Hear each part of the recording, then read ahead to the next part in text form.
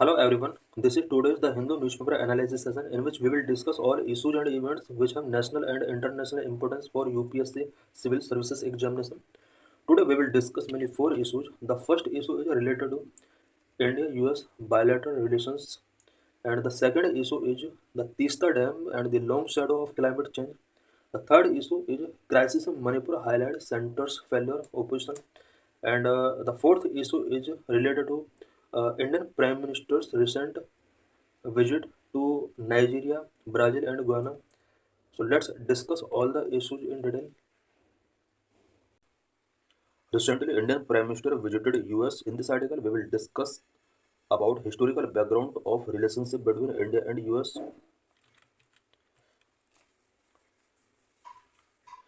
As Indian Prime Minister Narendra Modi met Mr. Trump for bilateral discussions in Washington, the joint statement by the US and India covered a range of topics: defense, trade, energy, technology, multilateral cooperation, and people-to-people ties.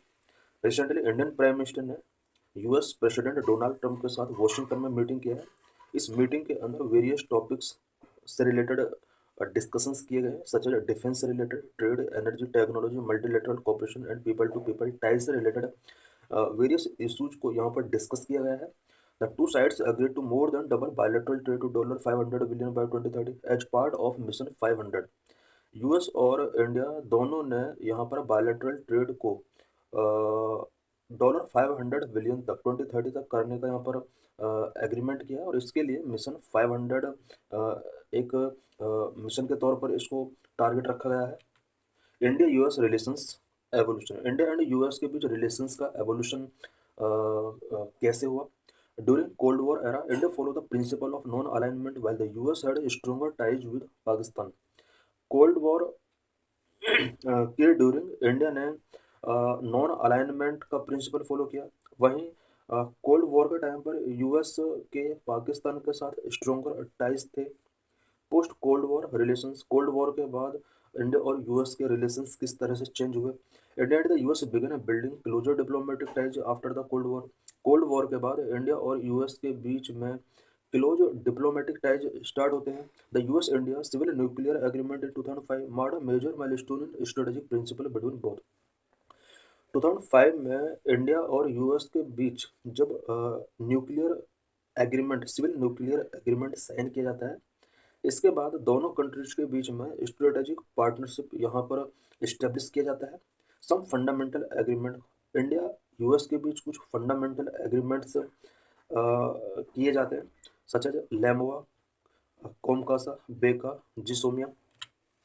Significance of India US relations, India US relations का क्या significance है? Number one, economic growth के लिए किस तरह से US India के लिए सिग्निफिकेंट है। Number two, defence collaboration. Number three, technological partnership. Number four, cultural exchange दोनों कंट्रीज के बीच में कैसे होता है। Number five, climate cooperation. Number six, quad alliance. Number one, economic growth, strong economic ties enhanced investment and bilateral trade which leads to job creation and economic development in both nations।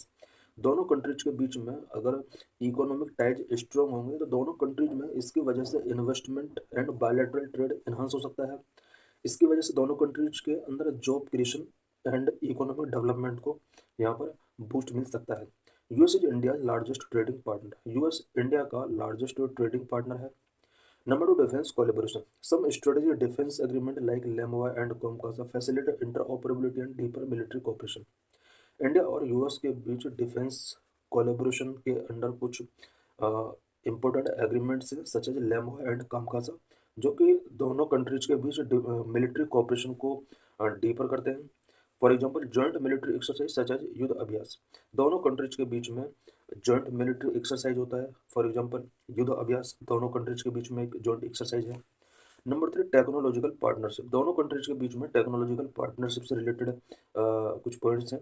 Collaboration in critical technologies will enhance innovation competitiveness, दोनों के बीच में critical technology से related cooperation अगर होगा तो इसकी वजह से इनोवेशन कॉम्पिटिटिवनेस एनहांस हो सकता है। For example, India US initiative on critical and emerging technology. Number four, cultural exchange. A vibrant diaspora and educational exchange enrich cultural ties and enhance mutual understanding between the two societies of countries। दोनों countries के बीच में अगर vibrant diaspora and educational changes अगर होंगे तो इसकी वजह से दोनों कंट्रीज के लिए यहाँ पर कल्चरल टाइज स्ट्रॉन्ग हो सकते हैं। दोनों कंट्रीज की सोसाइटी के बिटवीन म्यूचुअल अंडरस्टैंडिंग इससे बढ़ सकती है। For example over 2 lakh Indian students study in US. India के ओवर 2 लाख स्टूडेंट यूएस के अंदर स्टडी कर रहे हैं। Climate cooperation, joint effort in addressing climate change will strengthen global environmental governance and sustainable development initiatives। India और US दोनों countries climate change को address करने के लिए जॉइंट एफर्ट कर रहे हैं और ग्लोबल इन्वायरमेंटल गवर्नेंस को स्ट्रेंथन करने के लिए दोनों कंट्रीज ने बहुत सारे इनिशिएटिव्स टेकिंग किए हैं। For example the US and India clean energy partnership. Example के लिए इंडिया और यूएस ने क्लीन एनर्जी पार्टनरशिप को यहाँ पर साइन किया हुआ है। Number 6, Quad Alliance. The Quadrilateral Security Dialogue (Quad) enhance the regional security cooperation, promoting democratic values and addressing challenges in the Indo-Pacific.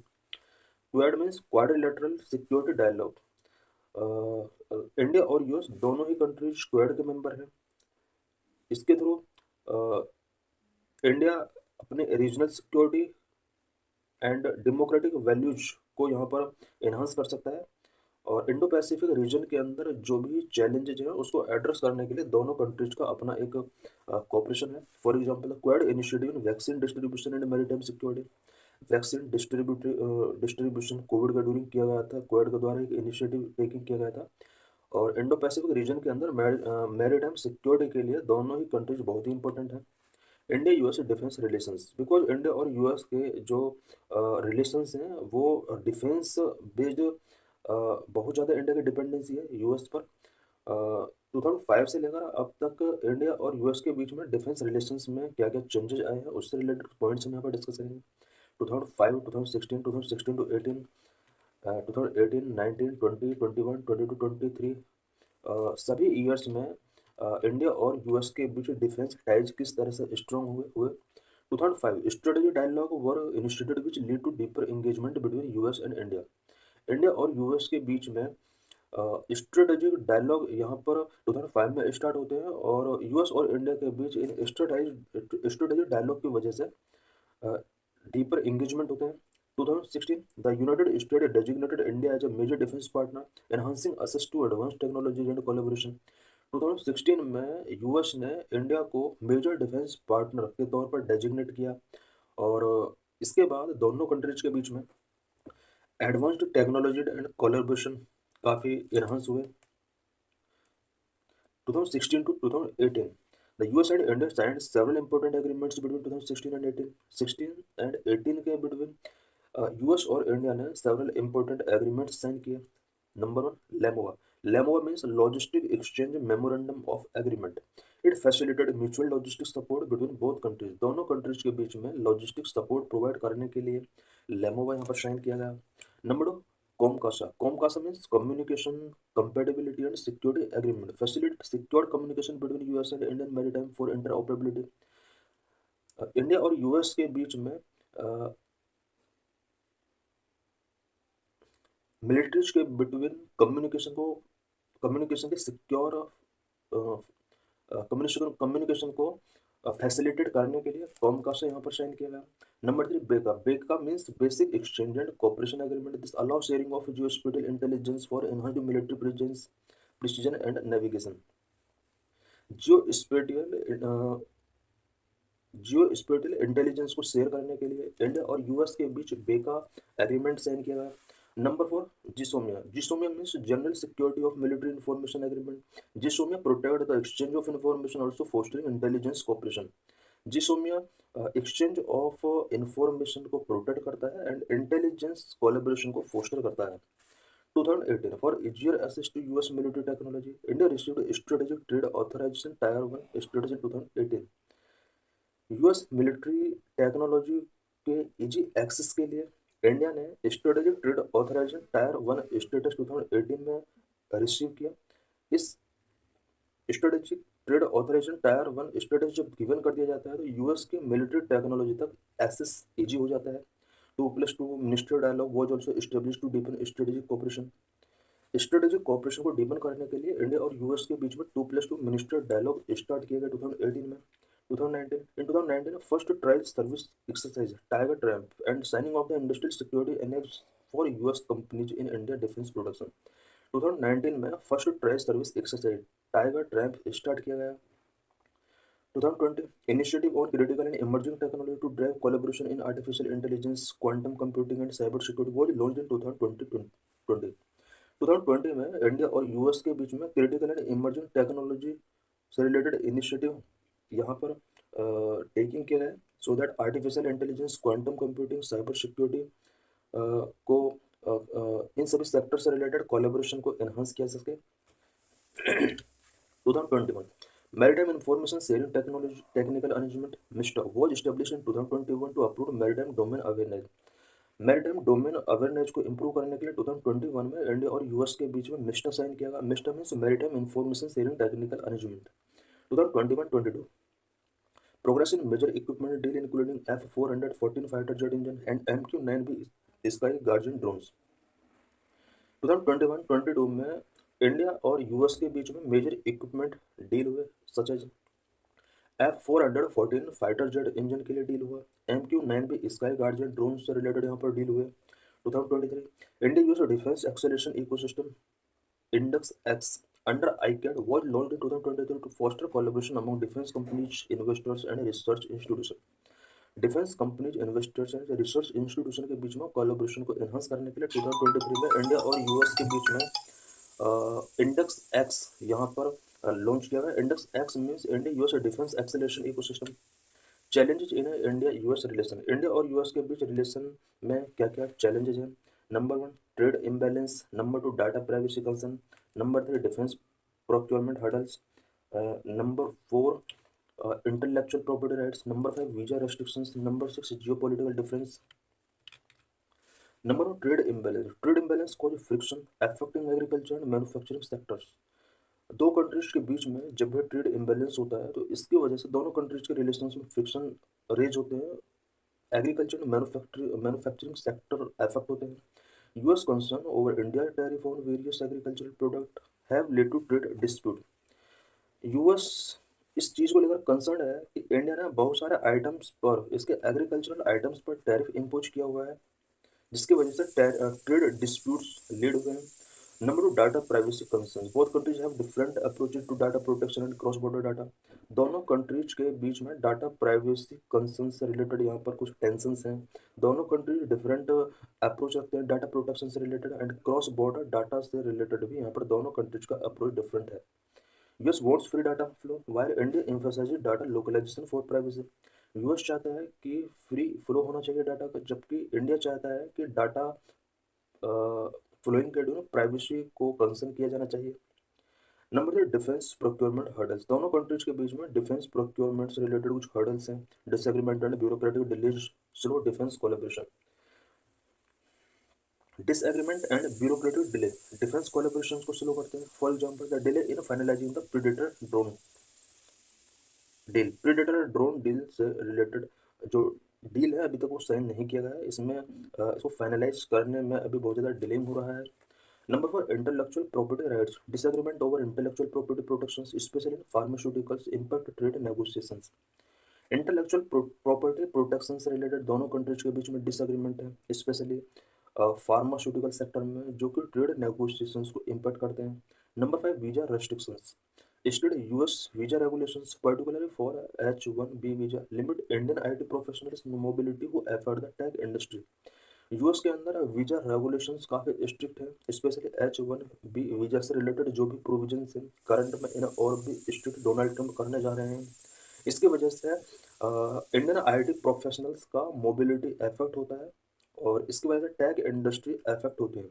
Number 6 geopolitical difference. Diverging view of both countries on Iran, Russia and other regional countries conflict sometimes challenge bilateral strategic cooperation. India और US का कुछ countries को लेकर diverging view है such as Iran, Russia and other regional conflicts को लेकर view diverge है. इस वजह से भी दोनों कंट्रीज के रिलेशंस का. In this article, we will discuss about various concerns related to rebuilding Teesta Dam.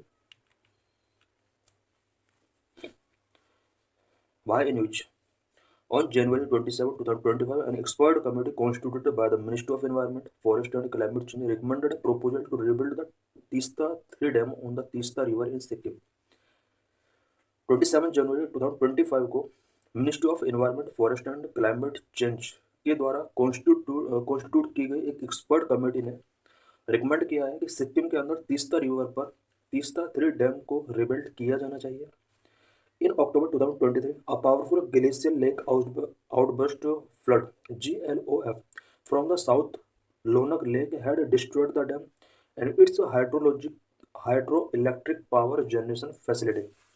2023 October month में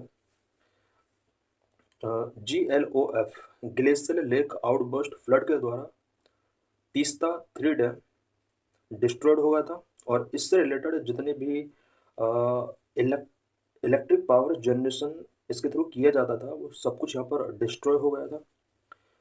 over 100 people were killed while more than 80,000 people in 4 district were affected. Teesta 3 dam के destroy होने की वजह से over 100 people का यहाँ पर killing हुआ था और 80,000 के अबाउट पीपल यहाँ पर अफेक्ट हुए थे. अबाउट तीस्ता रिवर से रिलेटेड कुछ पॉइंट्स हम यहाँ पर डिस्कस करेंगे. Tributary of Jamuna river, Brahmaputra river. Teesta river Jamuna river का ट्रिब्यूटरी है. यमुना और जमुना दोनों अलग अलग रिवर है.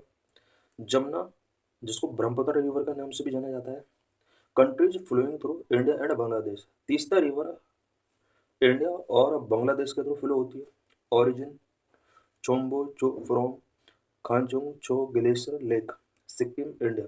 इंडिया के सिक्किम में छो ग्लेशियर लेक से तीस्ता रिवर ओरिजिनेट होती है. Other possible sources Teesta Khangse glacier, Cho Lango lake, ये अदर इसके पॉसिबल सोर्सेस हैं. तीस्ता रिवर का कोर्स क्या क्या है? फ्लो साउथ की तरफ फ्लो होती है. Cuts through Shivalik hills east of Darjeeling, enters plain via Sevoke Khola pass, initially emptied into Palma River, but in 1887 changed course to join Jamuna River near छिलमारी. ये इसका कोर्स दिया हुआ है कि किन किन प्लेसेस से तीस्ता रिवर फ्लो होती है. Major left bank tributaries. इसकी लेफ्ट बैंक ट्राइब्यूटरीज कौन कौन सी हैं? रानीकोला, रांगपोचू, लाचुंगचो, चाकुंगचो, दिकचो, ये कुछ इसकी लेफ्ट बैंक ट्राइब्यूटरीज हैं. Major right bank tributaries Rangit river, Zemochu, Rangyongchu, ये इसकी राइट बैंक ट्रिब्यूटरीज हैं. तीस्ता थर्ड डैम से रिलेटेड कुछ पॉइंट्स हम यहाँ पर डिस्कस करेंगे. Teesta third dam is a hydro electric project build on the Teesta river in Chungthang, Sikkim, India. तीस्ता 3 डैम सिक्किम, इंडिया के अंदर हाइड्रो इलेक्ट्रिक प्रोजेक्ट है जो कि तीस्ता रिवर पर बिल्ड किया गया है. ये अब डिस्ट्रॉय हो चुका है 2023 अक्टूबर मंथ में. GLOF की वजह से ये डिस्ट्रॉय हो चुका है. The dam was the highest in Sikkim. It has an installed capacity of 1200 megawatt. Sikkim के अंदर ये हाईएस्ट डैम था जिसकी एनर्जी प्रोड्यूस करने की कैपेसिटी अबाउट 1200 मेगावाट थी. इम्पैक्ट ऑफ द GLOF इन सिक्किम. सिक्किम के अंदर ग्लेशियर लेक आउटबर्ड फ्लड्स की वजह से क्या क्या इम्पैक्ट इस तरह के डैम्स पर पड़ते हैं. The GLOF that occurred in Sikkim washed away the 1200 megawatt Teesta third and caused severe damage to projects downstream projects, including the 500 megawatt Teesta 5 and under construction 500 megawatt Teesta 6. GLOF की वजह से सिक्किम के अंदर Teesta third जिसकी capacity 1200 megawatt थी वो wash away हो गया और इसी तरह के अदर प्रोजेक्ट जो कि डाउन स्ट्रीम प्रोजेक्ट रहे हैं such as 510 megawatt Teesta 5 and 500 megawatt Teesta 6, ये प्रोजेक्ट भी इसकी वजह से अफेक्ट हुए हैं. Growth and development in Indian Himalaya region. Indian Himalaya region में बहुत ज़्यादा ग्रोथ एंड डेवलपमेंटल वर्क हो रहे हैं जिसकी वजह से यहाँ पर इकोलॉजिकल चैलेंज बहुत ज़्यादा रेज हुए हैं. Aspirations for growth and development in the Indian Himalaya region need to be concerned science and the right of the people in nature. Growth and development से रिलेटेड इंडियन हिमालयन रीजन में जो governments के aspirations हैं ये कहीं ना कहीं concern raise करते हैं. यहाँ के जो लोकल पीपल हैं और यहाँ का जो नेचर है उसके लिए इस तरह के प्रोजेक्ट एक चैलेंजिंग इशू बन रहे हैं। It is a well-established fact that the Indian Himalayan region is both India's water tower and also the critical provider of vulnerable ecosystem goods and services. Indian Himalaya region जो कि India का water tower है और यहाँ पर vulnerable ecosystem for goods and services के लिए एक वल्नरेबल इकोसिस्टम है। यहाँ पर बहुत ही critical goods and service goods specially plant and animal यहाँ पर हमें मिल सकते हैं।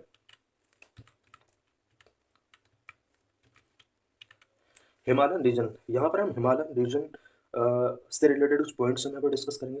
कंट्रीज कवर्ड, हिमालय रीजन में कौन कौन सा कंट्रीज कवर्ड है, वाटर टावर ऑफ द अर्थ इसको क्यों बोला जाता है, कवर्ड इंडियन स्टेट कौन कौन से हैं, बायोडाइवर्सिटी हॉटस्पॉट्स इसको क्यों कहा जाता है। Countries covered, the Himalayas are the largest and tallest mountain range in the world. पूरे वर्ल्ड में largest and tallest mountain range Himalayan region है। स्ट्रेचिंग इन 8 कंट्रीज, हिमालय पूरा 8 कंट्रीज में स्ट्रेच है। Afghanistan, Pakistan, China, India, Nepal, Bhutan, Bangladesh, Myanmar, ये वो 8 कंट्रीज हैं जहाँ पर हिमालय स्ट्रेच्ड है। Himalaya region harbour over 50% of the world's plant species, world की ओवरऑल प्लांट स्पीसीज का 50% स्पीसीज इसी रीजन के अंदर मिल जाएंगे। Water tower of the earth, most of the north eastern India's river system originate in the Himalayan region, fed by glacial melt and many springs. The Himalayas, therefore, are known as the water tower of the earth. Northern India की ज़्यादातर river Himalaya से originate होती हैं और ये river mainly glacier के melt होने की वजह से या मैनी स्प्रिंग्स के थ्रू ओरिजिनेट होती हैं। यही वजह है कि हिमालय को water tower of the earth भी बोला जाता है। Himalayan glacier supply water to major rivers supporting nearly 1.5 billion people. Himalaya glacier major rivers के लिए वाटर सप्लाई करता है जिसके थ्रू 1.5 बिलियन पीपल को सपोर्ट मिलता है। Covered Indian state and UTs, India का कौन कौन सा स्टेट और यूटीज हिमालय के अंदर कवर है। The Indian Himalaya region cover 10 states and 4 hill district of India. India के 10 स्टेट्स को कवर करता है एंड साथ में 4 हिल स्टेशंस हिमालयन रीजन के अंदर आते हैं। कौन कौन से स्टेट और यूटी हैं जो हिमालयन रीजन में आते हैं। Jammu and Kashmir, Uttarakhand, Himachal Pradesh, Sikkim, Arunachal Pradesh, Meghalaya, Manipur, Mizoram, Nagaland, Tripura. Among the state and the hill districts of Dima Hasao, Karbi Anglong in Assam and Darjeeling, Kalimpong in West Bengal. Biodiversity hotspot, the Himalayan region is a biodiversity hotspot with unique species like the Himalayan Mongol, a vibrantly colored pigeon. Himalaya region biodiversity hotspot region है जहाँ पर कुछ unique species like Himalayan monal जो कि vibrant coloured peasant है वो यहाँ पर मिल जाता है। Various natural disasters and negative impact showing in Himalayan regions, Himalaya region में बहुत ज़्यादा नेचुरल डिजास्टर्स इस तरह के कंस्ट्रक्शन एक्टिविटीज़ जैसे हम अभी तीस्ता डैम के बारे में यहाँ पर इशू को डिस्कस कर रहे हैं, इसी तरह का और भी प्रोजेक्ट्स हैं जो कि नेचुरल डिजास्टर का कॉज बन रहे हैं और इनका हिमालय रीजन में नेगेटिवली इम्पैक्ट्स देखने को मिल रहे हैं। Number 1 climate change impact Himalaya region के अंदर क्या क्या शो हो रहे हैं। Number 2 very sensitive Himalayan terrain. Number 3 environmental ignorance problem, rapid infrastructure development. Climate change impacts, increased incident of flash floods like the one affecting the Chungtang Dam are partly due to climate change effect. Flash floods जैसे incident जो increase हो रहे हैं such as छांगतंग dam affect हुआ है कुछ days पहले, ये सब क्लाइमेट चेंज इफेक्ट की वजह से ऐसा हो रहा है बिकॉज क्लाइमेट चेंज की वजह से ग्लोबल वार्मिंग बढ़ रही है। ग्लोबल वार्मिंग की वजह से ग्लेशियर मेल्टिंग हो रहा है, मेल्टिंग होने से वाटर का अवेलेबिलिटी बहुत ज़्यादा बढ़ रहा है, उसकी वजह से फ्लड्स यहाँ पर शो हो रहे हैं। Number very sensitive Himalayan terrain, frequent accident occur in the fragile Himalayan region which leads to landslides and seismic activities. Himalayan region के अंदर फ्रिक्वेंट एक्सीडेंट्स यहाँ पर अकर हो रहे हैं एंड जिसकी वजह से लैंडस्लाइड्स एंड सेस्मिक एक्टिविटीज यहाँ पर इंक्रीज हो रही हैं। For instance the collapse of Uttarakhand tunnel and the landslide at the Assam Arunachal Pradesh border hydro electric project are example of this. Example के लिए उत्तराखंड टनल के कोलैप्स होने की वजह से लैंडस्लाइड यहाँ पर बड़े और असम अरुणाचल प्रदेश बॉर्डर पर लैंडस्लाइड जैसे इंसिडेंट जो दिख रहे हैं वो कहीं ना कहीं इस सेंसिटिविटी को शो करते हैं। Environmental ignorance problem project offer neglect the unique environmental condition of the Himalaya. जितने भी प्रोजेक्ट या कंस्ट्रक्शन एक्टिविटीज इस जोन के अंदर स्टार्ट की जाती हैं वो प्रोजेक्ट कहीं ना कहीं unique environmental conditions Himalaya region की जो भी है उसको नेग्लेक्ट करती हैं। The damage in Joshimath attributed to heavy construction so causes this issue. Joshimath के अंदर जो भी हमने डैमेज देखा वो इस तरह के हैवी कंस्ट्रक्शन की वजह से हो रही हैं। Number 4 rapid infrastructure development fast infrastructure growth like the चार धाम यात्रा project in Uttarakhand often overlook the environment and safety aspect. Fast infrastructure growth इस रीजन के अंदर जो भी हो रही है सच एज चार धाम यात्रा प्रोजेक्ट इन उत्तराखंड, इस तरह के प्रोजेक्ट कहीं ना कहीं एनवायरमेंटल एंड सेफ्टी एस्पेक्ट को ओवरलुक करते हैं। What initiatives have been taken for the restoration of Himalayan ecosystem? Himalayan ecosystem को रिस्टोर करने के लिए कौन कौन से इनिशिएटिव्स टेकिंग किए गए हैं? Number 1 national mission for sustaining Himalayan ecosystem. This mission was launched in 2010 and covers 11 state and 2 UTs. National mission for sustaining Himalayan ecosystem 2010 में इसको लॉन्च किया गया था। एक मिशन है इंडिया के 11 स्टेट्स एंड 2 यूटीज को कवर करता है। 11 स्टेट में हिमाचल प्रदेश, उत्तराखंड, सिक्किम और नॉर्थ ईस्ट स्टेट इसमें कवर्ड है। एंड 2 यूटीज की अगर बात की जाए तो जम्मू एंड कश्मीर एंड लद्दाख इसमें इंक्लूड है। It is one of the 8 missions under the national action plan on climate change NAPCC। National action plan on climate change के अंडर बहुत सारे मिशंस हैं। 8 मिशंस को इसके अंदर इंक्लूड किया गया है। इन 8 मिशन में से एक mission national mission on sustaining Himalayan ecosystem ये भी इसमें इंक्लूड किया गया है। Number 2 secure Himalaya project. It is a part of global partnership on wildlife conservation and crime prevention for sustainable development global wildlife programme funded by the global environment facility GEF। Himalayan region को restore करने के लिए या इसके ecosystem को balance करने के लिए इंडिया के अंदर सिक्योर हिमालय प्रोजेक्ट भी लॉन्च किया गया है। It promotes sustainable management of alpine pastures and forest in the high range Himalaya ecosystem. Secure Himalaya project के अंदर हिमालयन इकोसिस्टम में एल्पाइन पास्चर्स को मैनेजमेंट करने के लिए इसके अंदर कुछ प्रोविजन किए गए हैं। Mishra committee report 1976 the committee recommended placing restrictions on heavy construction work blasting and felling of trees in the Himalayan region. Mishra committee report 1976 की एक रिपोर्ट है। इस कमेटी के द्वारा रिकमेंड किया गया था कि इस रीजन के अंदर हैवी कंस्ट्रक्शन वर्क को रेस्ट्रिक्ट किया जाना चाहिए एंड हिमालय रीजन में जितने भी ट्रीज का फेलिंग किया जाता है जो भी ब्लास्टिंग एक्टिविटीज की जाती है उसको फुल्ली यहाँ पर रेस्ट्रिक्ट करना होगा। Recently, President rule is imposed in Manipur. In this article, we will discuss about Manipur crisis and is Manipur crisis is a failure of central government. Why in news? 4 days after Manipur Chief Minister N. Biren Singh resigned, President rule was imposed in the northeastern state of Manipur that has been affected by ethnic violence for the past 2 years. Recently, Manipur chief minister N Biren Singh ने resign कर दिया है। इसके 4 days के बाद मणिपुर के अंदर president rule impose कर दिया गया है बिकॉज मणिपुर के अंदर लास्ट 2 ईयर्स से एथनिक वायलेंस यहाँ पर हो रहे हैं। President Droupadi Murmu issued a proclamation under article 356 of the constitution after receiving a report from governor.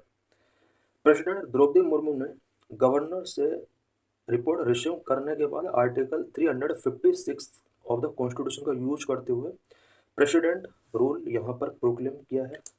What is president rule? President rule is a provision under article 356 of Indian constitution that allow the central government to assume direct control over states governance. President rule article 356 के अंदर provision किया गया है जिसके according central government state governance पर direct control assume कर लेता है।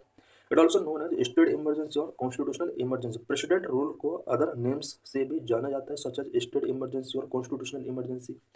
ओरिजिन ऑफ प्रेसिडेंट रूल का ओरिजिन कैसे हुआ? Emergency power of president in present constitution come from section 93 of government of India 1935। President के पास जो भी इमरजेंसी पावर आज होती है, ये emergency power government of India 1935 के सेक्शन 93 से टेकिंग किया गया है। Government of India 1935 empowered both the governor and the governor general to deal with failure of the constitution मसले। गवर्नमेंट ऑफ इंडिया एक्ट 1935 के अंदर गवर्नर और गवर्नर जनरल को कॉन्स्टिट्यूशनल मसले अगर फेल हो जाता है तो उससे रिलेटेड यहाँ पर कुछ एम्पावर दी गई थी उस टाइम पर। गवर्नर जो कि प्रोविंशियल लेवल पर हुआ करता था, गवर्नर जनरल जो कि फेडरल लेवल पर उस टाइम पर हुआ करता था। Why president rule provision in constitution, constitution में प्रोविजन प्रेसिडेंट रूल का क्यों किया गया? Constitution framework such as B R Ambedkar, Alladi Krishna Swami Ayyar, K Santhanam, Thakurdas Bhargava stress the necessity of president rule provision. Constitution framework जो भी थे such as B R Ambedkar, Alladi Krishna Swami Ayyar, K Santhanam, Thakurdas Bhargava, इन सभी ने प्रेसिडेंट रूल से रिलेटेड प्रोविजन करने के लिए इसका नेसेसिटी, इसका इम्पोर्टेंस यहाँ पर देखा और कॉन्स्टिट्यूशन के अंदर इन्होंने इसका प्रोविजन किया। वेरियस रीजन्स क्या क्या थे कि इन्होंने कॉन्स्टिट्यूशन के अंदर प्रेसिडेंट रूल को यहाँ पर प्रोविजन किया। Number of protect unity and integrity of the nation, number 2 address governance breakdown, number 3 strengthen federalism, number 4 protect individuals liberty, number 5 uphold constitution, number 6 protect states. Protect unity and integrity of nation. Parliamentary democracy is vulnerable to complex and diverse society of India. Because India का society complex है, diverse है, और इस तरह की society में parliamentary democracy को sustain करने के लिए प्रेसिडेंट रूल का प्रोविजन किया गया। बिकॉज कभी कभी सिचुएशंस ऐसी बन जाती हैं कि सोसाइटी के बेस पर या कुछ सोसाइटी से रिलेटेड जितने भी इशूज हैं, कई बार ये इशूज डिविजिव नेचर के होते हैं और उस केस में सेंट्रल गवर्नमेंट या यूनियन गवर्नमेंट के स्टेट एक्शन की नीड होती है स्टेट गवर्नमेंट के ऊपर, और यही वजह प्रेसिडेंट रूल इम्पोज करने का यहाँ पर प्रोविजन कॉन्स्टिट्यूशन के अंदर किया गया। Number 2 address governance breakdown, union intervention might be needed to ensure that states adhere to constitution norms and maintain law and order while required. Union intervention कभी कभी जरूरी हो जाता है सो दैट स्टेट के द्वारा constitutional norms and law and order को maintain करने के लिए एडहेयर किया जा सके। Strengthen federalism to prevent federal states of the union resisting the central government and ensure cooperation among the state। President rule इसलिए भी इम्पोज किया जाना बहुत जरूरी उन्होंने समझा बिकॉज कभी कभी स्टेट्स सेंट्रल गवर्नमेंट का रेजिस्ट करते हैं और फेडरल नेचर को मेंटेन करने के लिए, कोऑपरेशन को मेंटेन करने के लिए कई बार प्रेसिडेंट रूल इम्पोज करना पड़ता है। फॉर एग्जांपल के लिए हम देख सकते हैं वेस्ट बंगाल की CM. Number 4 protect individuals liberty, when states machinery fail depriving citizens from basic liberties, union intervention become necessary to safeguard people's right and restore peace। जब भी स्टेट मशीनरी फेल हो जाती है उस केस में सिटीजन्स के जो भी बेसिक राइट्स एंड लिबर्टीज हैं वो डिप्राइव होती हैं। यूनियन गवर्नमेंट उस टाइम पर पीपल का राइट को प्रोटेक्ट करने के लिए, पीस को रिस्टोर करने के लिए प्रेसिडेंट रूल इम्पोज करती है। Number 5 uphold constitution, president rule ensure values and principle of the constitution is respected and beyond by state. President rule ensure करता है कि कॉन्स्टिट्यूशन के वैल्यूज एंड प्रिंसिपल का स्टेट्स के द्वारा रिस्पेक्ट किया जाए, ओबे किया जाए। Number 6 protect states, to protect states against internal disturbance and external aggression. States को इंटरनल डिस्टर्बेंसेस या फिर एक्सटर्नल एग्रेशन से प्रोटेक्ट करने के लिए भी प्रेसिडेंट रूल बहुत इंपॉर्टेंट है। Article 355 provides that it is the duty of the Union to protect states against external aggression and internal disturbances। Constitution का आर्टिकल 355 में प्रोविजन किया गया है कि स्टेट सेंट्रल गवर्नमेंट की ड्यूटी हुई कि स्टेट गवर्नमेंट को इंटरनल डिस्टर्बेंसेस या फिर एक्सटर्नल एग्रेशन से प्रोटेक्ट करे। What are the necessities of president rule in Manipur, Manipur में प्रेसिडेंट रूल क्यों इम्पोज किया गया? Number 1 failure of governance, governance का वहाँ पर फुल्ली फेल्योर शो हुआ। Number 2 breakdown of constitutional machinery, Manipur के अंदर कॉन्स्टिट्यूशनल मशीनरी का ब्रेकडाउन हुआ। Deprival of fundamental right deprived हुए। Failure of judiciary, internal disturbance. Number one, failure of governance, inability of the Manipur government to control the violence in the state, because state के अंदर last 2 years से violence show हो रहे थे, but Manipur government ने यहाँ पर उसको हैंडल नहीं कर पाया, इस वजह से यहाँ पर प्रेसिडेंट रूल इम्पोज करना इम्पोर्टेंट हुआ। Number two, breakdown of constitutional machinery, Manipur government has failed to protect its citizens basic liberties and maintain law and order, Manipur government citizen के बेसिक लिबर्टीज को प्रोटेक्ट नहीं कर पाई, लॉ एंड ऑर्डर को maintain नहीं कर पाया, इस वजह से यहाँ पर प्रेसिडेंट रूल इम्पोज कर दिया गया। Number three, deprival of fundamental, about 3 million people of Manipur are deprived of fundamental rights and their lives, liberty, dignity and peace. Manipur के अंदर अबाउट 3 मिलियन 30 लाख पीपल का फंडामेंटल राइट डिप्राइव हुआ, life, liberty, dignity and peace से related यहाँ पर कुछ issues raise हुए। Number of failure of judiciary, in spite of various judicial directives and orders the violence have not been controlled, depriving, various judicial directives and orders के बावजूद भी मणिपुर के अंदर वायलेंस कंट्रोल नहीं हो पाए, इस वजह से भी यहाँ पर प्रेसिडेंट रूल इम्पोज करना इंपॉर्टेंट हो गया। Number five, internal disturbance, due to violence more than 250 people killed and over a lakh of people displaced, Manipur में लास्ट 2 ईयर्स के इन वायलेंस की वजह से अबाउट 250 से ज़्यादा लोग यहाँ पर किल हुए हैं एंड अबाउट 1 लाख के आसपास पीपल यहाँ पर डिस्प्लेस हुए हैं। Hundreds of temples, churches, homes and other places have been destroyed, Manipur के अंदर hundreds of temples, churches, homes and other places destroyed हुए हैं इन क्लासेस के अंदर। आर्टिकल 356 के अंदर क्या क्या प्रोविजन किए गए हैं। Number, president's proclamation, if the president by the report from the governor of the state or otherwise is satisfied that a situation has arisen in which the government of the state cannot be carried on in accordance with the provision of the constitution, the president by proclamation may assume to himself all or any of the function of the state, may allow parliament to exercise the power of the state legislature, may make provisions necessary to enforce the proclamation including suspension of certain constitutional provisions relating to the state authority। President को अगर लगता है कि किसी particular state के अंदर constitutional machinery का failure हो रहा है और इससे रिलेटेड रिपोर्ट उस स्टेट के गवर्नर के द्वारा प्रेसिडेंट को गिवन किया जाता है, प्रेसिडेंट उस स्टेट के ऑल या फिर एनी ऑफ द फंक्शन को एज्यूम कर सकता है या फिर पार्लियामेंट को उस स्टेट लेजिस्लेचर की पावर पर एक्सरसाइज करने के लिए परमिट कर सकता है या फिर प्रेसिडेंट रूल के प्रोक्लेमेशन को इन्फोर्स करने के लिए कुछ नेसेसरी प्रोविजंस कर सकता है। नेसेसरी प्रोविजंस के अंदर स्टेट अथॉरिटी के लिए कॉन्स्टिट्यूशनल प्रोविजन जो भी किए गए उनको सस्पेंस यहाँ पर किया जा सकता है। Revocation, proclamation may be revoked by a subsequent proclamation, proclamation president rule के लिए जो भी प्रोक्लेमेशन किया गया था उसको अगर रिवोक करना है तो उसके लिए भी प्रेसिडेंट को अदर प्रोक्लेमेशन करना होगा। Parliamentary approval must be presented to both house of parliament and will cease to operate after 2 months unless approved. अगर रिवोक करना है उसके लिए भी पार्लियामेंट से यहाँ पर पार्लियामेंट के बोथ हाउसेस से इसको पास कराना होगा और उसके 2 month के बाद यहाँ पर ये प्रेसिडेंट रूल स्टॉप हो जाएगा।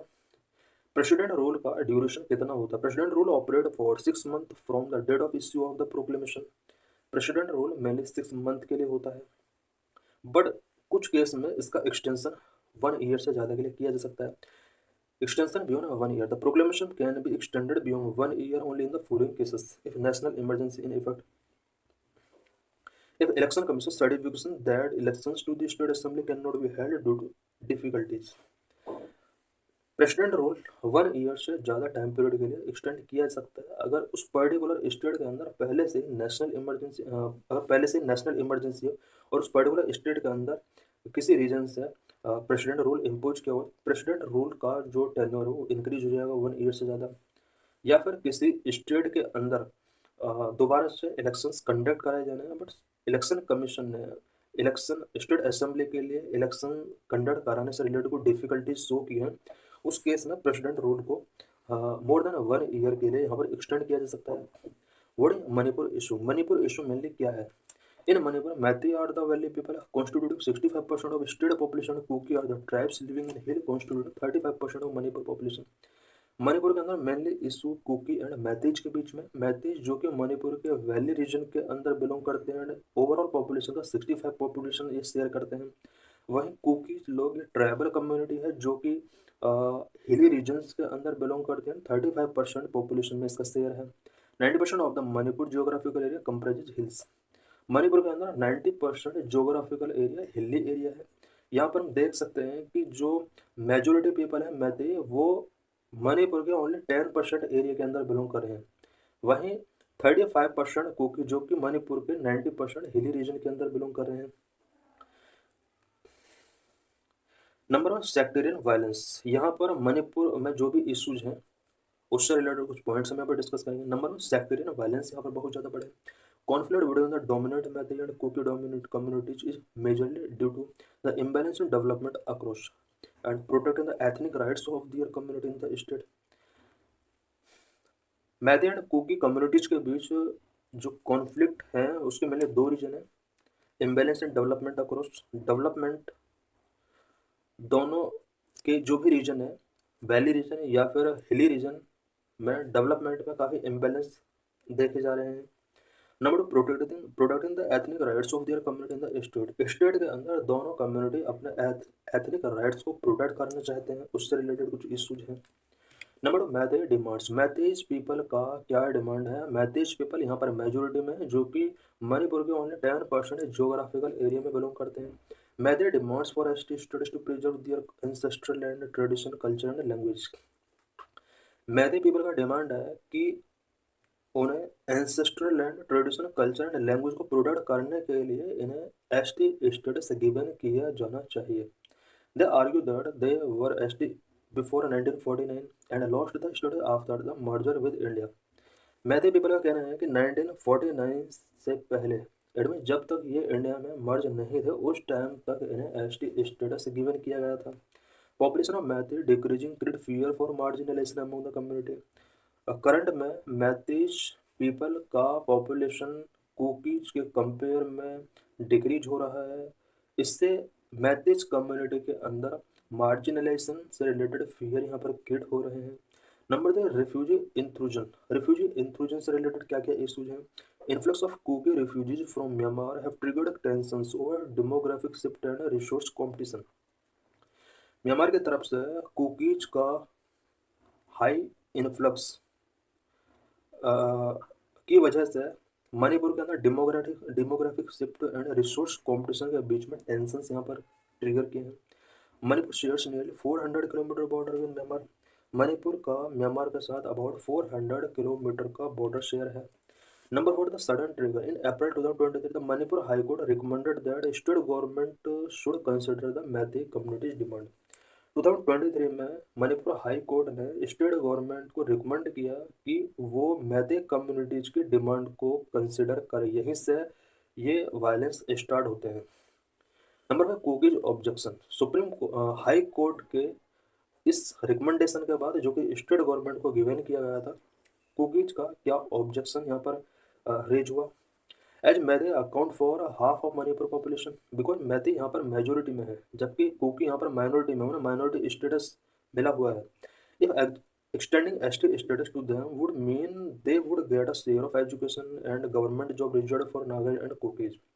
कुकीज का ऑब्जेक्शन ये है कि मैथीज कम्युनिटी जो कि यहाँ पर मेजोरिटी में है, अगर इन्हें एसटी स्टेटस गिवन कर दिया जाता है तो नागालैंड कुकीज के लिए जो एजुकेशन एंड गवर्नमेंट जॉब में रिजर्वेशन मिला हुआ है, इस रिजर्वेशन में मैथीज का शेयर बढ़ जाएगा। इससे नागाज एंड कुकीज के लिए अपॉर्चुनिटीज कम हो जाएंगी। The conflict began after peaceful protest march organised by the all tribal student union of Manipur against the Manipur high court recommendation to recognise the Meitei as ST. Conflict यहाँ पर तब स्टार्ट होते हैं जब all tribal student union of Manipur के द्वारा Manipur high court के against peaceful protest किए जा रहे होते हैं, जिसमें मणिपुर हाई कोर्ट ने स्टेट गवर्नमेंट के लिए रिकमेंड किया था कि वह एसटी स्टेटस देने के लिए, मैथीज को एसटी स्टेटस देने के लिए कंसिडर करें। यहाँ से ये इशूज स्टार्ट होते हैं। What is way forward? Restore governance and protect citizens right in Manipur by curbing the violence.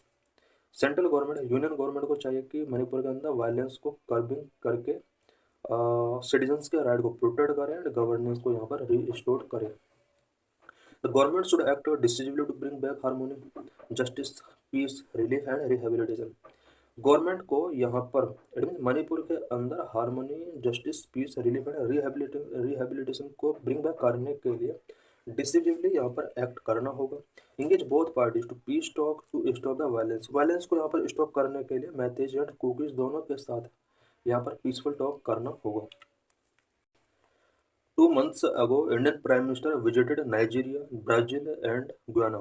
In this article, we will discuss India's relation with Nigeria, Brazil, and Guyana. So let's discuss the issue in detail. Why news? 2 months ago, Prime Minister of India have done 3 nation visit to Nigeria, which is in Africa, Brazil and Guyana in South America. Brazil and Guyana दोनों South America continent का part है, जबकि Nigeria Africa का part है। Following his visit to Nigeria, the PM travelled to Brazil to participate in the 19th G20 summit and subsequently proceeded to Guyana. Indian prime minister ने सबसे पहले Nigeria visit किया, उसके बाद ब्राज़ील में 19th G20 summit को participate करने के लिए वहाँ पर पहुँचे एंड उसके बाद गुयाना कंट्री के अंदर वो पहुंचे। Indian prime minister visit to Nigeria in November 2024 marked a significant moment in bilateral relations as it was the first visit by an Indian Prime Minister in 17 years. Indian prime minister ने Nigeria visit किया नवंबर 2024 में, जो कि दोनों countries के बीच में bilateral relation को शो करता है और 17 ईयर्स में पहली बार हुआ है जब इंडियन प्राइम मिनिस्टर ने यहाँ पर विजिट किया है। Nigeria have given the Grand Commander of Order of Niger Award, which is Nigeria's second highest national award. Nigeria ने इंडियन प्राइम मिनिस्टर को Nigeria second highest national award grand commander of order given किया है। India Nigeria relations. Number 1 historical ties, number 2 education and cultural exchange, economic engagement, developmental assistance, regional influence, strategic interest, focus on a common challenge, cultural significance. Historical ties. India established its diplomatic relation in 1958, just 2 years before Nigeria gained independence from British colonial rule in 1960, marking a beginning of their bilateral relations. India ने Nigeria के साथ अपने diplomatic relations 1958 में start किए और इसके 2 year बाद British colonial rule से नाइजीरिया ने अपने आप को इंडिपेंडेंट कर लिया। इट मीन 1958 से इंडिया और नाइजीरिया के बायलैटरल रिलेशनशिप यहाँ पर स्टार्ट होते हैं। In 2007 both nations elevated their relationship to a strategic partnership. 2007 में बोथ नेशंस स्ट्रेटेजिक पार्टनरशिप यहाँ पर इन्होंने साइन किया। Number 2 education and cultural exchange दोनों कंट्रीज के बीच में किस तरह से होता है। India has played a significant role in Nigeria's development, especially in the field of healthcare and education. India ने नाइजीरिया में हेल्थ केयर एंड एजुकेशन के फील्ड में काफ़ी डेवलपमेंटल एक्टिविटीज़ यहाँ पर स्टार्ट की है। India established the Naval War College in Port Harcourt and a National Defense Academy in Kaduna, contributing to Nigeria's military training and capacity building. India ने Nigeria के अंदर पोर्ट हारकोर्ट के अंदर Naval war college establish किया और साथ ही कड़ूना के अंदर नेशनल डिफेंस एकेडमी यहाँ पर इसने इस्टेब्लिश किया, जो कि नाइजीरिया की मिलिट्री ट्रेनिंग को एक सपोर्ट प्रोवाइड करा रही है। Number 3 economic engagement. इंडिया और नाइजीरिया के किस लेवल के हैं। India Nigeria economic ties hold significant importance. About 200 Indian companies investing approximately $27 billion across key sectors such as pharmaceutical, manufacturing, telecommunications. India और नाइजीरिया के इकोनॉमिक टाइज सिग्निफिकेंट इम्पोर्टेंस रखते हैं। India के अबाउट 200 कंपनीज ने Nigeria के अंदर $27 billion से over यहाँ पर इन्वेस्टमेंट कर रखा है। इन्वेस्टमेंट यहाँ पर mainly 3 sectors pharmaceutical, manufacturing, telecommunication में किया हुआ है। This robust partnership position India as a second largest employer in Nigeria after the Nigeria federal government. India Nigeria के लिए सेकेंड लार्जेस्ट एम्प्लॉयर है, जबकि फर्स्ट नंबर पर नाइजीरिया फेडरल गवर्नमेंट है। Number 4 developmental assistance. इंडिया किस तरह से Nigeria के लिए डेवलपमेंटल असिस्टेंस प्रोवाइड कराता है। India offering developmental assistance to Nigeria through concessional loan totalling $100 million. India Nigeria के लिए डेवलपमेंटल असिस्टेंस प्रोवाइड कराता है इसके लिए कंसेशनल लोन इंडिया नाइजीरिया को प्रोवाइड कराता है। अभी तक यूएसडी 100 बिलियन तक का लोन इंडिया नाइजीरिया के लिए प्रोवाइड करा चुका है। This assistant reflect India's commitment to supporting Nigeria socio economic development and align with India's broader vision of fostering growth in the global South. India जिस तरह से नाइजीरिया का असिस्टेंस या फिर कंसेशनल लोन के थ्रू हेल्प कर रहा है, ये इंडिया के नाइजीरिया के प्रति जो भी कमिटमेंट है उसको शो कर रहा है। और ग्लोबल साउथ में ग्रोथ को फोस्टर करने के लिए इंडिया का जो भी विजन है, ये उसके लिए कहीं ना कहीं एक एग्जाम्पल के तौर पर इसको देखा जा सकता है। Number 5, regional influence. Nigeria has Africa's largest population, 220 million, and the largest economy in continent. It is known as the Giant of Africa. Nigeria जो कि अफ्रीका का लार्जेस्ट पॉपुलेटेड कंट्री है एंड अफ्रीका कॉन्टिनेंट में largest economy इस country की है। यही वजह है कि इसको जायंट ऑफ अफ्रीका के नेम से भी जाना जाता है।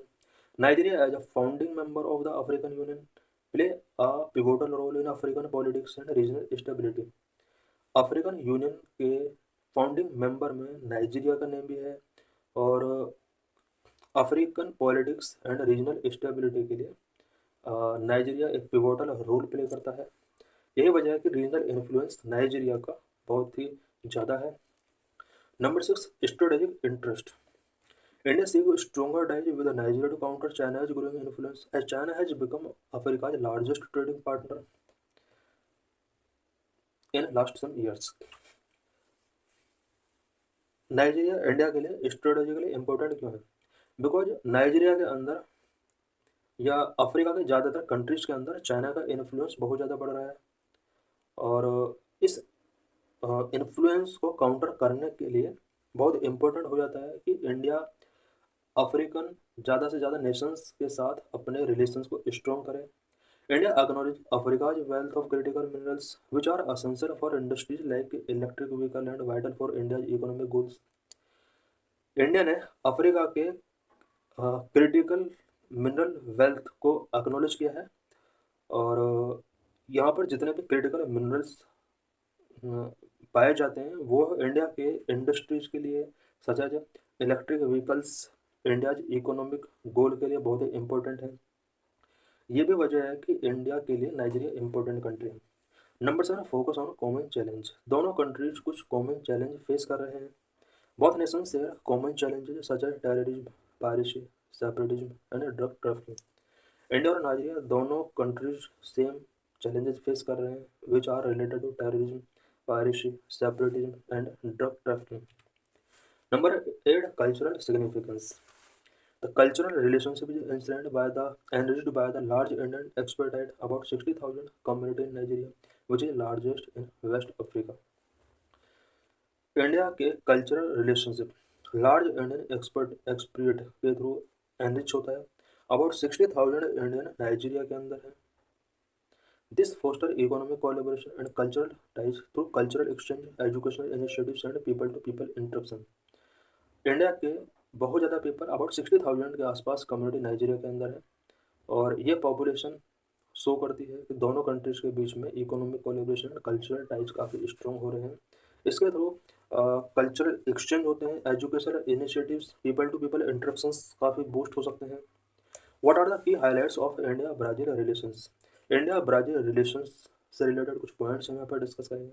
रिसेंट डिप्लोमेटिक एंगेजमेंट, अभी जो इंडियन प्राइम मिनिस्टर ने ब्राज़ील विजिट किया है, यहाँ पर डिप्लोमेटिक एंगेजमेंट क्या क्या हुए? India and Brazil held bilateral discussion on the sideline of the 19th G20 summit in Rio de Janeiro, Brazil. India और ब्राज़ील ने 19th G20 समिट से अलग कुछ बायलैटरल डिस्कशंस किए हैं। Both countries focused on strengthening cooperation in sectors such as defense, agriculture, energy, biofuels, healthcare and digital technology से related यहाँ पर दोनों कंट्रीज के बीच में कुछ बायलैटरल डिस्कशंस हुए। India expressed strong support for Brazil's Global Alliance Against Poverty and Hunger initiative and appreciated Brazil's leadership during the G20 presidency।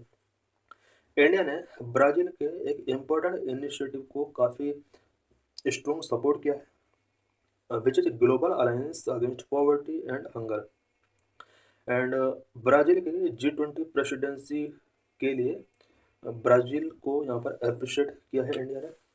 Brazil emphasized the urgency of addressing global climate challenge, calling for a decisive action at UNFCCC COP29 climate talk in Azerbaijan, ahead of the COP30 summit, which would be held in Belém, Brazil in 2025।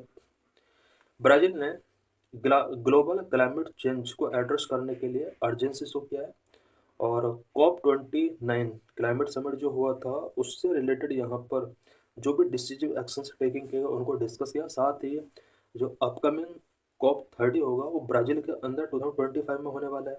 Brazil support India's candidature for a non permanent seat of the UNSC for 28-29 term.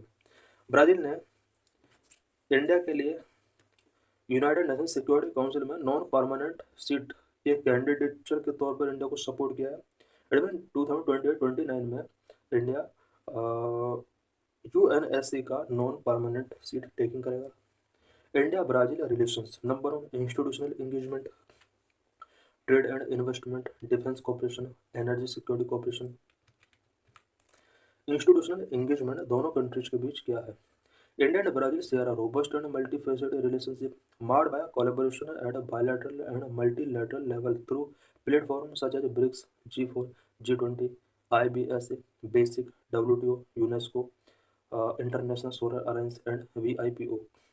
India और Brazil दोनों के robust and मल्टीफेजेड relationship है, और कई bilateral और multilateral level पर दोनों countries का हम कोलैबोरेशन देख सकते हैं। मल्टीलैटरल लेवल पर हम देख सकते हैं कि दोनों ही कंट्रीज ब्रिक्स का मेंबर हैं, G4 के मेंबर हैं, G20 के मेंबर हैं, IBSA के मेंबर हैं, basic WTO, UNESCO, international solar alliance and WIPO के मेंबर हैं।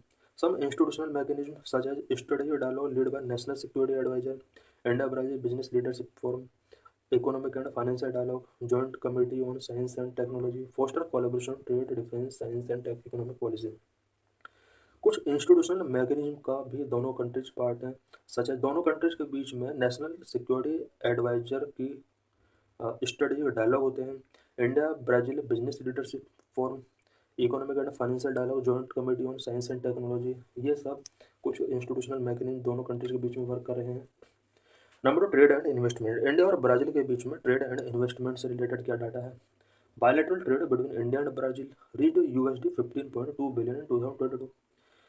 2022 में इंडिया और ब्राज़ील के बीच में जो ट्रेड रहा है वो $15.2 बिलियन तक रीच हुआ है। India became the fifth largest trading partner of Brazil in 2021 with investment spanning sectors such as automobiles, IT, mining, energy and biofuel। India Brazil का 2021 में फिफ्थ लार्जेस्ट ट्रेडिंग पार्टनर रहा है, specially automobiles, IT, mining, energy and biofuel sector में यहाँ पर investment बहुत ज़्यादा है। नंबर 3 डिफेंस कोऑपरेशन दोनों कंट्रीज के बीच में क्या है? Defence cooperation is based on 2003 agreement and institutionalised through joint defence committee meeting.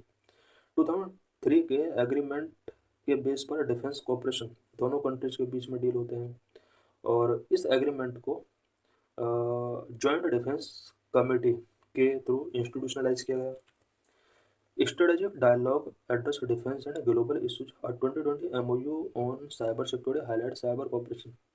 2020 में दोनों कंट्रीज के बीच में साइबर सिक्योरिटी से रिलेटेड MOU साइन किया गया जो कि साइबर कोऑपरेशन को यहाँ पर हाईलाइट करता है। Number 4 energy security cooperation. Energy security से रिलेटेड दोनों कंट्रीज के बीच में क्या एग्रीमेंट किए गए हैं? Energy security is a vital area in which 2020 MOU between India and Indian oil corporation and Brazil CNPM promoting bio energy research. India और ब्राज़ील दोनों के बीच में एनर्जी सेक्टर एक वाइटल एरिया है। 2020 में दोनों कंट्रीज के बीच में स्पेशली इंडियन ऑयल कॉर्पोरेशन और ब्राज़ील CNPM के बीच में बायो एनर्जी रिसर्च के लिए यहाँ पर एक MOU साइन किया गया। During the G20 summit in 2023 both countries along with the US launch the global biofuel alliance to enhance biofuel production and demand.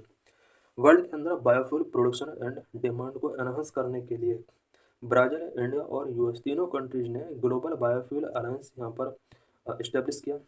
Brazil's expertise in ethanol production support India's ethanol blending program. Brazil achieving a 27% blend and India targeting 20% by 2026, its current 15.83।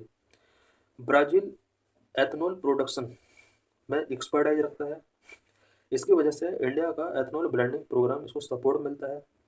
Brazil का अभी जो blending है वो 27% है, जबकि India का current में 15.83% है, डबल से भी ज़्यादा है। इंडिया का टारगेट है कि 25-26 में 20% तक वो एथनॉल ब्लेंडिंग कैपेसिटी जनरेट करेगा। What are the key areas of engagement between India and Guyana? India और गुयाना के बीच में एंगेजमेंट से रिलेटेड क्या की एरियाज हैं? रिसेंट डिप्लोमेटिक एंगेजमेंट क्या रहे हैं?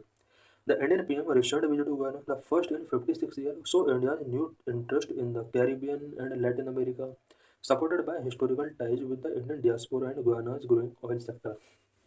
इंडिया पीएम ने गुयाना पे विजिट किया है, जो कि 56 ईयर्स में पहली यहाँ पर ट्रैवलिंग है, और इससे इंडिया और गुयाना के बीच में जो हिस्टोरिकल टाइज हैं वो काफ़ी यहाँ पर अब एनलाइटेड हुए हैं। India Guyana relations, number 1 historical and diplomatic ties क्या रहे हैं? Number 2 development cooperation and technical assistance, economic and trade relation, cultural and people to people ties, competition from China. Historical and diplomatic ties, India established its diplomatic presence in Guyana with the Commission of India in 1965, which was upgraded to a full-fledged High Commission in 1968. India ने Guyana के साथ अपने diplomatic presence को 1965 में Guyana के अंदर commission of India establish करके start किया 1965 में, और 1968 में फुल फ्लैग्ड हाई कमीशन यहाँ पर इस्टेब्लिश किया। Guyana also reopened its mission in India in 2004 after economic constraints led to its closure in 1990. 2004 में गुयाना ने भी अपना यहाँ पर इंडिया के अंदर मिशन अपना रीओपन किया है। इससे पहले 1990 में इसका इंडिया के अंदर मिशन इकोनॉमिक कॉन्स्टेंट की वजह से क्लोज हुआ था। Number 2 development cooperation and technical assistance, India provides developmental support through the Indian technical and economic cooperation ITEC programme, also provide scholarship in diverse field. India Guyana के लिए ITEC के through developmental assistant provide कराता रहा है। Various field में scholarship भी India provide कराता है। Number 3 economic and trade relations, Indian companies are exploring opportunities in energy, mineral, biofuel and pharmaceutical.